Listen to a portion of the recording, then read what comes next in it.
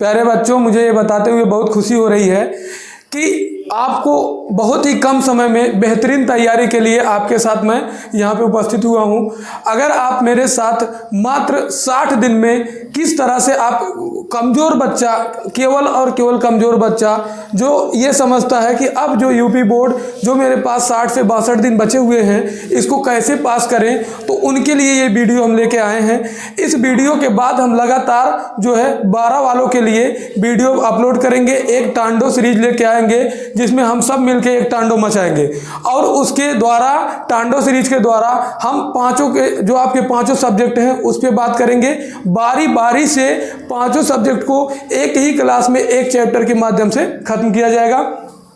उस सबसे पहले इसी कड़ी में सबसे पहले आपके लिए लेके आए हैं हिंदी के बेहतरीन क्लास, जिसमें आप अगर आप कहीं भी बैठे हैं, स्कूल नहीं जाते हैं, कॉलेज नहीं जाते हैं, कोचिंग नहीं जाते हैं, एक क्लास ही आप देखिए। इसके बाद अपना जो भी आप सीरीज, अपना पसंदीदा जो भी सीरीज आप पढ़ते हैं उस सीरीज के माध्यम से अपनी तैयारी को आप बेहतरीन बना सकते हैं। इसके लिए आप जो मैं इस क्लास में बताने जा रहा हूँ उन तथ्यों पर विशेष ध्यान दें और इस बात का हमेशा ध्यान दें आप बराबर ये काम करते हैं कि जीवन परिचय, केवल जीवन परिचय, यानी कि आप शुरू से लेकर अंत तक पूरे साल में केवल जीवन परिचय रटते हैं, ठीक, और लास्ट तक कल पेपर है, आज जो है जीवन परिचय रट रहे हैं आप। तो ये इतनी आसानी से नहीं हो जाएगा। अगर आप कमज़ोर बच्चे हैं इसका मतलब जो है आपका फिजिक्स नहीं अच्छा है, आपका केमिस्ट्री नहीं अच्छा है, आपका जो है इंग्लिश नहीं अच्छा है। अगर कमज़ोर बच्चे हैं तो आपको ये ध्यान देना चाहिए। तो हिंदी तो आपको समझ में आता होगा, हिंदी तो समझ में आता होगा। हिंदी में आप जानते हैं अगर आप 12 में पढ़ रहे हैं, 12th में पढ़ रहे हैं, इसका मतलब ये है कि आपको केवल अगर आप बायो से इंटर कर रहे हैं, बायो साइंस से इंटर कर रहे हैं तो आपको पता होगा कि आपको 30-30 नंबर प्रैक्टिकल के मिलते हैं। 30-30 नंबर प्रैक्टिकल के 3 सब्जेक्ट में मिल रहे हैं ना, केमिस्ट्री में भी, बायोलॉजी में भी और फिजिक्स में भी। बाकी आपका हिंदी और इंग्लिश में 30 नंबर नहीं मिलता है। तो इसका मतलब हिंदी और इंग्लिश जो आपका आता है पूरे के पूरे 100 नंबर के आते हैं। और 100 नंबर के मैं एक दावे के साथ कहता हूं कि अगर आप मैं जो बता रहा हूं उसको आप पढ़ते हैं तो 100 में से आपका 90 प्लस कहीं नहीं जाएगा, क्योंकि हिंदी और इंग्लिश ऐसे सब्जेक्ट हैं जिसमें ज़्यादातर नंबर एकदम फिक्स रहते हैं कि यहीं से ही पूछा जाएगा और बार बार वहीं से पूछा जाता है। 2, 4, 10 नंबर के छोड़ के, क्योंकि वो जो नंबर हैं जैसे आपके निबंध हो गए और पत्र लेखन हो गया, ये निश्चित नहीं रहते हैं, बाकी सब निश्चित है कि कहाँ से आना है, ठीक। तो उसी के कड़ी में हम आगे बढ़ते हैं और आप ध्यान से समझिएगा और अपने सीरीज में जो भी सीरीज या कॉपी जिसे भी आप पढ़ते हैं अपने नोट्स से उसमें आप टिक लगाइएगा। बार बार आपको यही पढ़ना है, ये नहीं कि पहली बार ये पढ़ते हैं, दूसरी बार दूसरा कुछ पढ़ते हैं, तीसरी बार तीसरा कुछ पढ़ते हैं।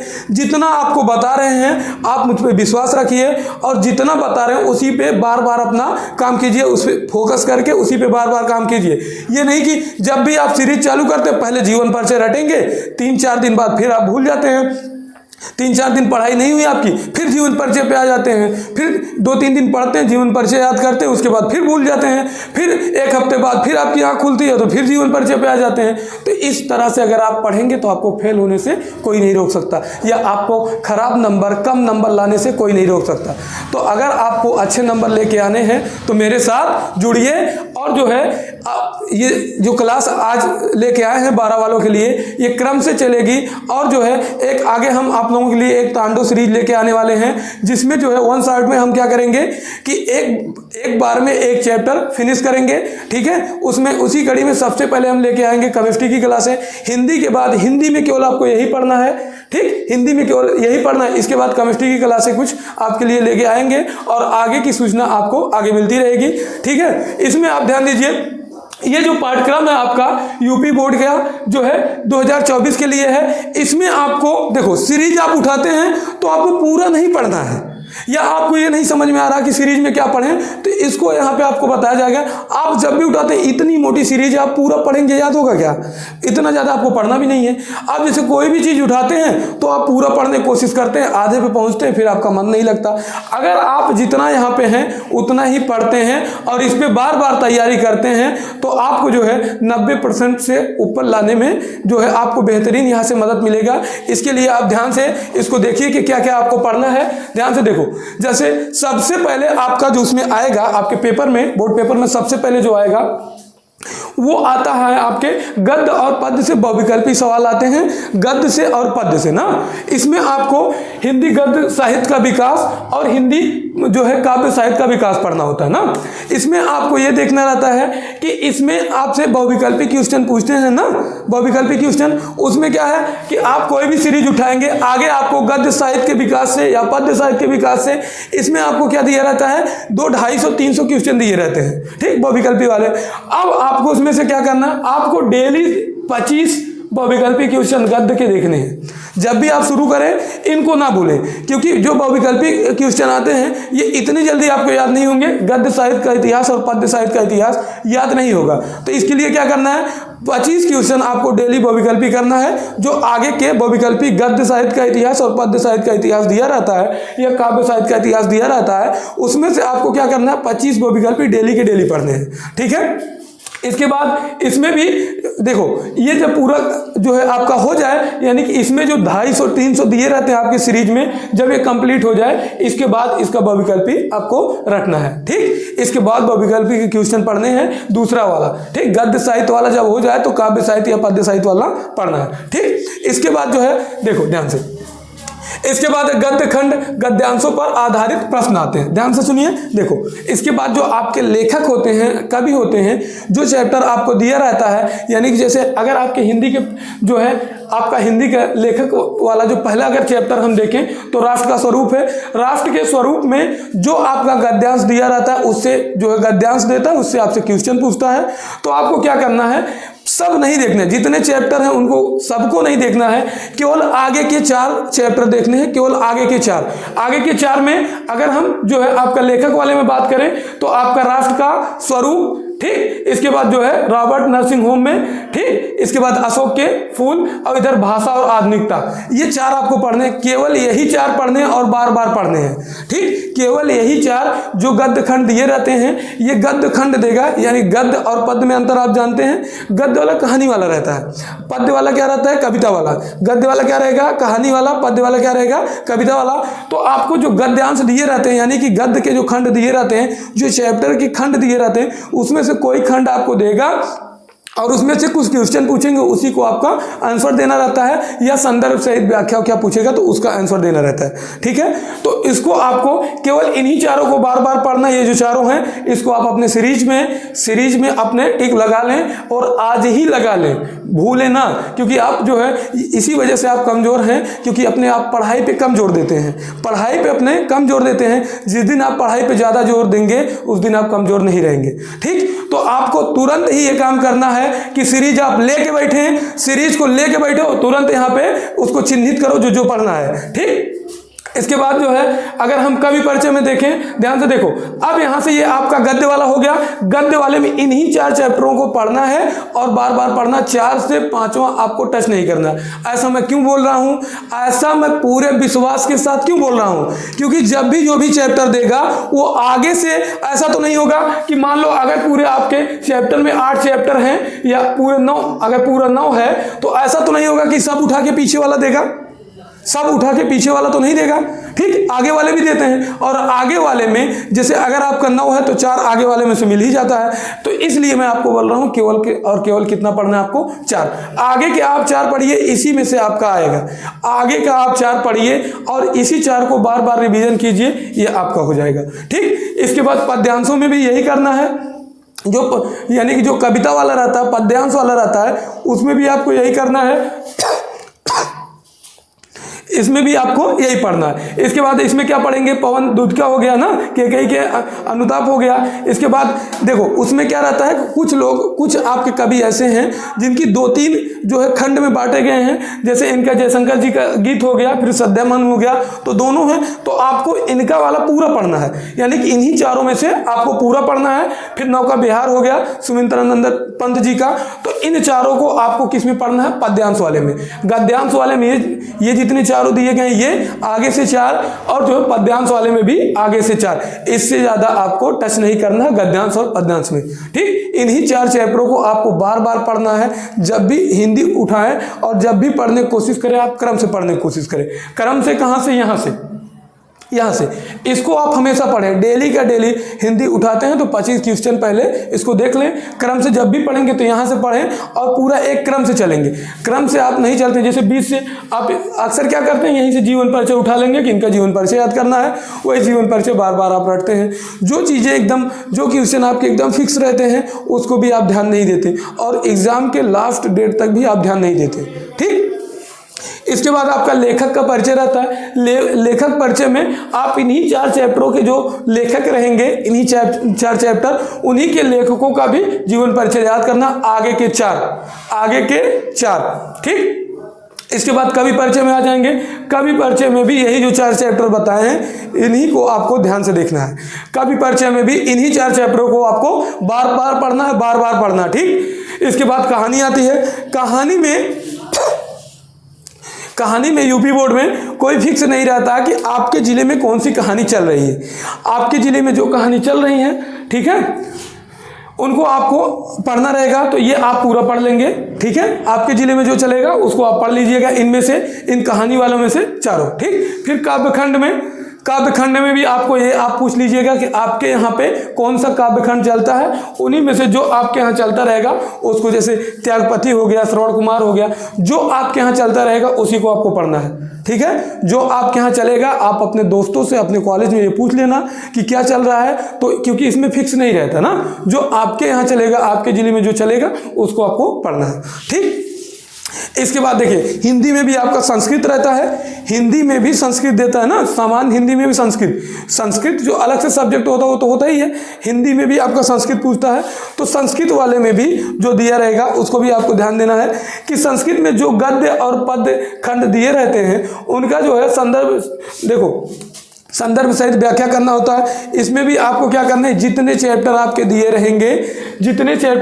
दिए रहेंगे उन्हीं का आधा पढ़ना है। जितने चैप्टर आपका इसमें दिया रहेगा, ठीक, संस्कृत में गद्य और पद्य में टोटल मिला के, उसमें जैसे गद्य वाला और पद्य वाला साथ में देता है, जैसे पहले गद्य आ गया, फिर पद्य, फिर गद्य, फिर पद्य, ऐसे दिया रहता है। तो जितने चैप्टर आपके टोटल होंगे उन्हीं का केवल आधा पढ़ना। आगे से आप देख लीजिएगा संस्कृत वाले में क्या है, उन्हीं का आधा पढ़ना है। ठीक है, आधे से ज़्यादा नहीं पढ़ना है। ठीक, और क्रम से, ये नहीं कि देखो, ये नहीं कि पहला चैप्टर उठा लिए, तीसरा उठा लिए, पांचवा उठा लिए, ऐसे नहीं पढ़ना है।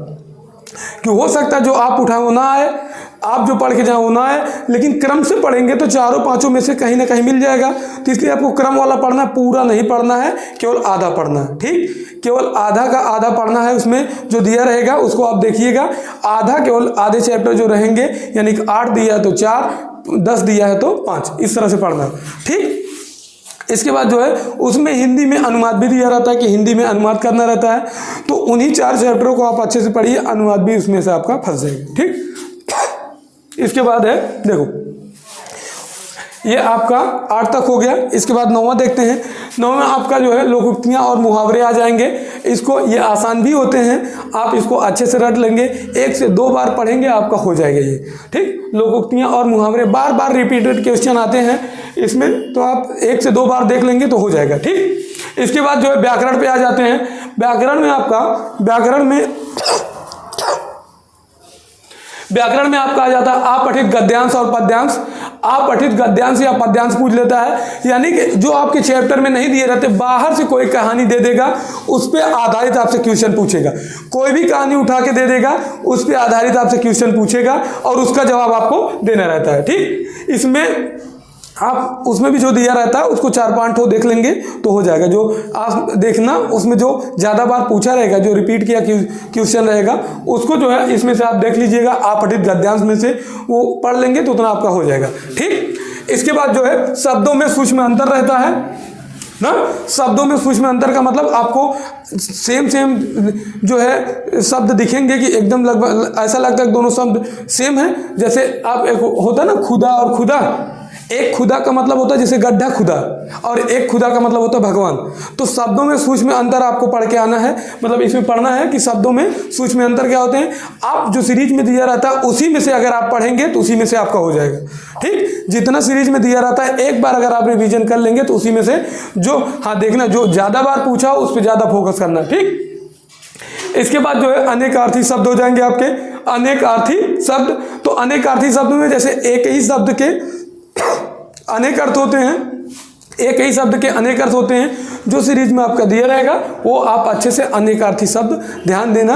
ये इसमें ज़्यादा मेहनत नहीं करना पड़ता, 2 से 3 बार रिपीट करेंगे, आपको याद नहीं करना पड़ेगा, ये अपने आप याद हो जाता है, ठीक। लेकिन पढ़ेंगे तब, ये पूछेगा तो जो है छोटी छोटी चीज़ें आप छोड़ देते हैं, जो आपका नंबर बढ़ाएंगे उन्हीं चीज़ों को छोड़ देते हैं।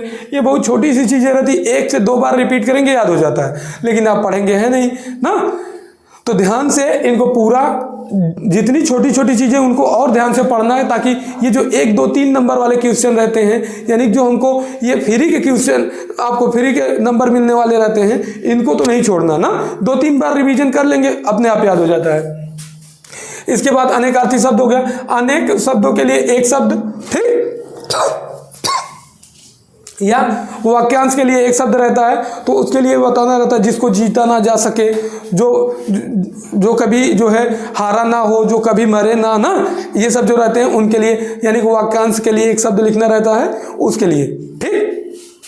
अब इसके बाद जो है वाक्यों में त्रुटियां आपको देखना है। आपसे पूछता है लिंग में त्रुटि, या फिर वचन में त्रुटि, कारक में त्रुटि, वर्तनी में त्रुटि, ये त्रुटियां आपको देखना रहता है ना। लिंग, वचन, कारक और जो है वर्तनी में त्रुटियां देखना रहता है। इसको आप अच्छे से पढ़ लीजिएगा, बहुत ही सरल होते हैं। आप क्वेश्चन देखेंगे, जो पिछली बार क्वेश्चन पूछे गए हैं उसको ध्यान से देखेंगे, आपको अपने आप समझ में आ जाएगा क्या पूछ रहा है। इसमें आप बिना किसी टीचर का सहारा लिए, केवल बुक का सहारा लेके आप अच्छे नंबर इसमें प्राप्त कर सकते हैं, ठीक। इसके बाद काव्य सौंदर्य के तत्व में आपको, अगर रस में हम देखें, काव्य सौंदर्य के तत्व में आपको क्या याद करना है, रस, अलंकार, ये सब रहते हैं। छंद, रस, छंद, अलंकार रहता है, तो ये तीनों काव्य सौंदर्य के तत्व होते हैं। इनमें से आपको क्या पढ़ना है, रस में श्रृंगार रस है, करुण रस है, हास्य रस है, वीर रस है, शांत रस है। इनके लक्षण और उदाहरण पढ़ने हैं ना। इन जो जैसे रस हो गए, श्रृंगार, करुण, हास्य, वीर, इनके लक्षण और उदाहरण पढ़ने हैं। इसमें आप आराम से पढ़ेंगे तो हो जाता, कोई दिक्कत नहीं होता। केवल जैसे श्रृंगार रस पढ़िए, श्रृंगार रस पढ़िए और उसका एक उदाहरण। करुण रस पढ़िए, जैसे करुण रस आप पढ़ते हैं, एक उदाहरण, हे खग, हे मृग, हे मधुकर श्रेणी, तुम देखी सीता मृग नैनी।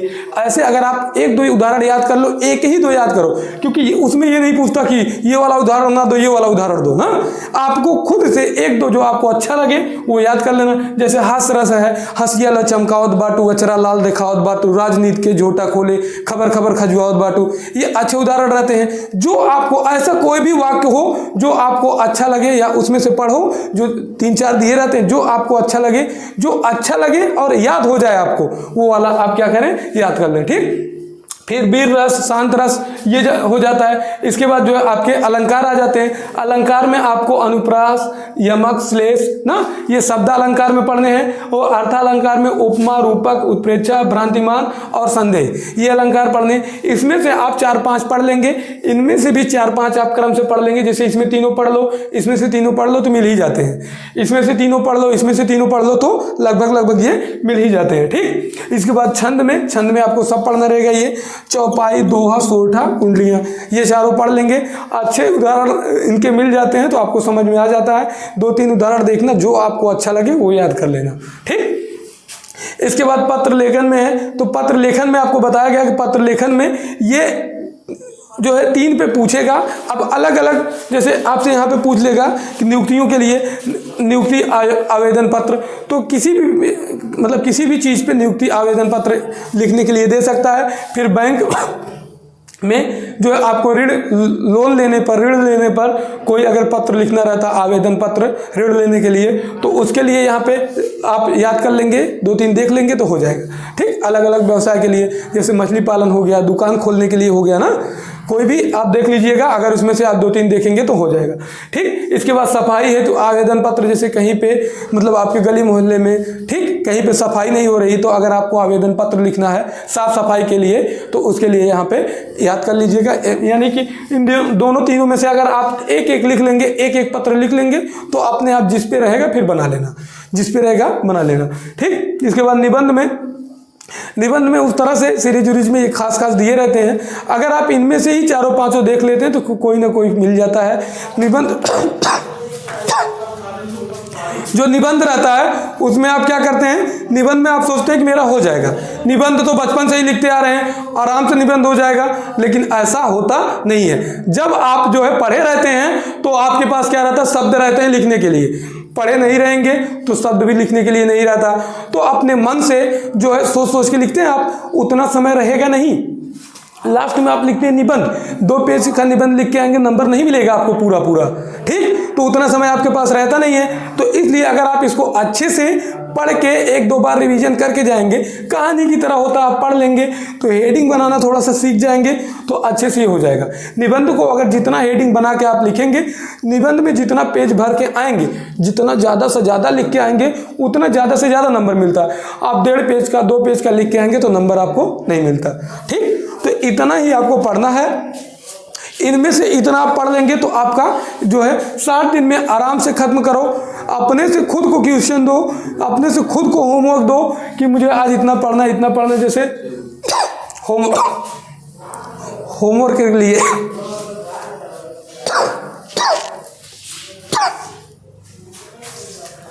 खांसी जुखाम जो है सर्दियों में आप जान ही रहे बहुत तेज़ हो जाता है, ठीक। तो इससे पढ़ाई के समय आप इससे बच के रहें, ज़्यादा इधर उधर का पानी ना पिए कि यहाँ जा रहे हैं तो वहाँ भी पानी पी के आ रहे हैं, वहाँ जा रहे हैं तो वहाँ से भी पानी पी के आ रहे हैं, क्योंकि इस टाइम आपका स्वस्थ रहना सबसे ज़्यादा ज़रूरी है, ठीक।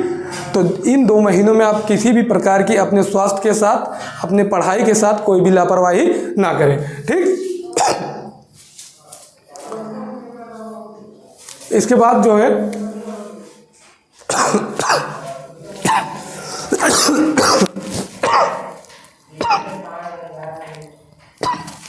कट जाएगा। इसके बाद जो है आपको खुद को होमवर्क देना है कि आज मुझे क्या पढ़ना है। सुबह उठो आपको क्या पढ़ना है, हिंदी में क्या पढ़ना है, खुद को होमवर्क दो। जैसे इसमें से मुझे केवल 25 बहुविकल्पी देखने, इससे ज़्यादा मुझे नहीं देखना ना।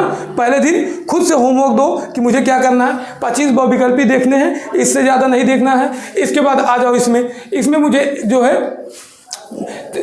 इनमें से 2 लेखकों का जीवन परिचय आदि याद करना है, ठीक। 2 लेखकों का जीवन परिचय आदि, इतना छोटा छोटा सा टारगेट अपने आप को दो। ऐसा टारगेट दो जो 1 दिन में पूरा हो जाए। ऐसा नहीं कि इतना ज़्यादा होमवर्क खुद ले लो कि वो पूरा ही ना हो जाए, और 1 दिन जैसे आप बनाते हैं पढ़ने के लिए टाइम टेबल बनाए हैं, तो इतना ज़्यादा काम ना ले लो कि वो जो है पूरा ना हो पाए, क्योंकि अगर पूरा नहीं हो पाएगा तो आपका अगले दिन काम करने का मन नहीं करेगा।